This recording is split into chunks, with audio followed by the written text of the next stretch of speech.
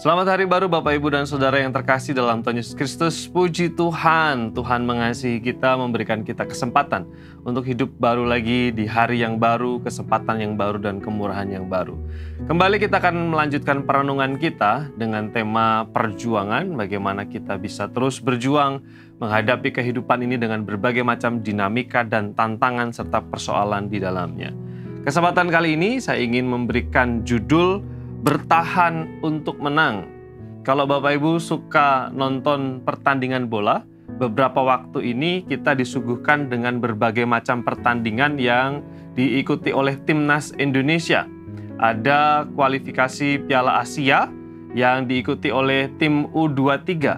Lalu kemudian ada juga pertandingan sepak bola timnas senior dalam acara kualifikasi Piala Dunia. Ini menarik sekali karena di dua kali pertandingan yang berbeda, mereka melawan kesebelasan yang punya strategi yang sama. Baik U23 melawan Laos maupun juga tim senior melawan Lebanon.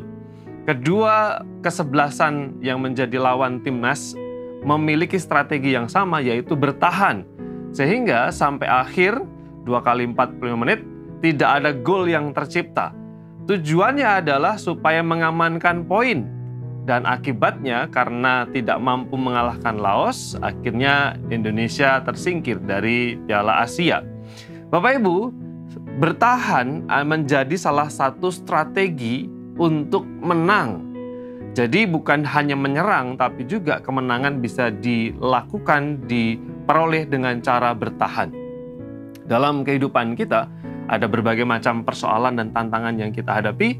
Ada kesulitan dalam pekerjaan, ada masalah dalam keluarga, ada pergumulan-pergumulan yang mungkin belum kunjung selesai.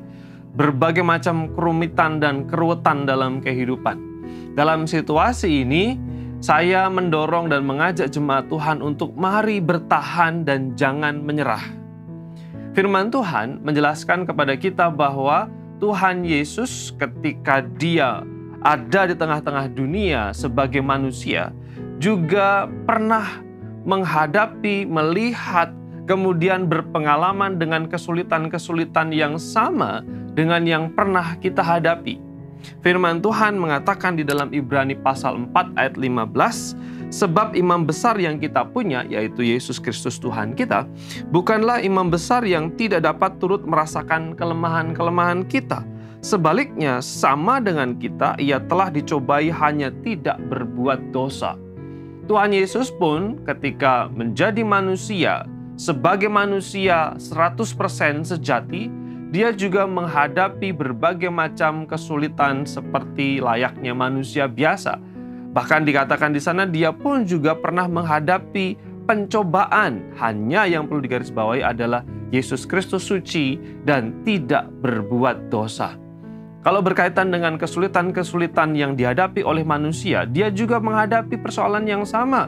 Bahkan sejak dia lahir, ada upaya untuk membunuh dia.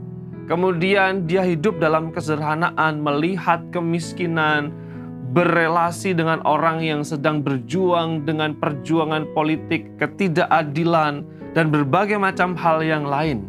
Firman Tuhan ini menjelaskan bahwa Tuhan Yesus mengalami persoalan yang sama dan Tuhan turut merasakan kelemahan-kelemahan kita karena Tuhan pernah ada dalam posisi yang sama sebagai manusia. Kebenaran ini mengajarkan kepada kita untuk mari kita bertahan dengan perjuangan kita masing-masing. Jangan menyerah, jangan mau kalah atau dikalahkan dengan kesulitan tantangan kehidupan. Memang berat, tapi yakinlah bahwa Tuhan mengerti situasi kita. Tuhan tahu situasi kita. Sekarang tugas kita adalah mari kita setia, mari kita bertahan. Karena bertahan merupakan salah satu cara untuk kita menang dan mengakhiri pergumulan kita dengan baik. Kiranya firman ini mendorong kita, menguatkan kita untuk terus bertumbuh di dalam Tuhan. Mari kita berdoa. Bapa di surga, terima kasih untuk sabda dan kebenaran yang kami nikmati di hari yang baru ini. Tolonglah kami supaya kami punya mentalitas yang tidak mudah menyerah, terus bertahan meski sulit, meski berat, karena kami tahu Tuhan di pihak kami. Bahkan firman Tuhan mengatakan turut merasakan kelemahan-kelemahan kami. Dan Tuhan berperkara ketika kami setia. Berkat dan anugerah-Mu atas kami semua ya Tuhan. Dalam nama Yesus kami berdoa. Amin.